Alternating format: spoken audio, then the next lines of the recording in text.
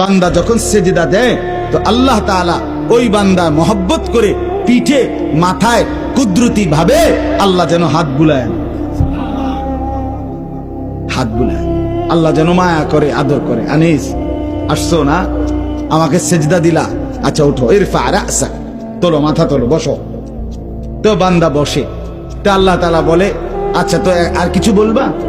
তো বান্দা বলে আত্তাহিয়াতু লিল্লাহ ওয়াসসালাওয়াতু ওয়াত-তাইয়্যিবাত।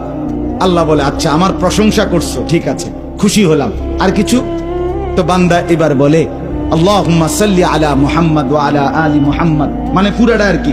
তো এবারে আল্লাহ বলে মাশাআল্লাহ, আমার বন্ধুর প্রতি দুরূদ পড়লা, আমি তাতেও খুশি হলাম, আর কিছু বলবা?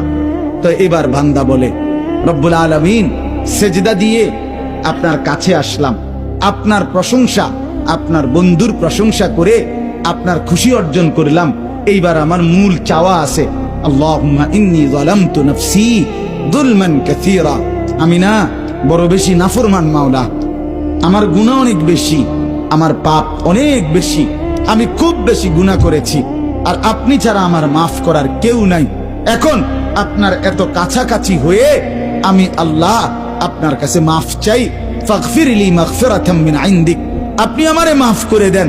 খোদার কসম, রব্বুল আলামিন বলে দরজায় দাঁড়িয়েও যদি কোনো দুনিয়ার কারো কাছে, কোনো ব্যক্তির দাতার কাছে, দুনিয়ার কোনো দানশীলের কাছে দুয়ারে দাঁড়িয়েও যদি কেউ হাত পাতে, সে তো তাকে ফিরায় দেয় না। আর আমি যার মাথায় হাত বুলাইলাম, মার পিঠে হাত বুলাইলাম, আমার এত কাছে আইনা বসাইলাম, তাকে আমি ফিরায় দেব কেন? যা তোকে মাফ করে দিলাম।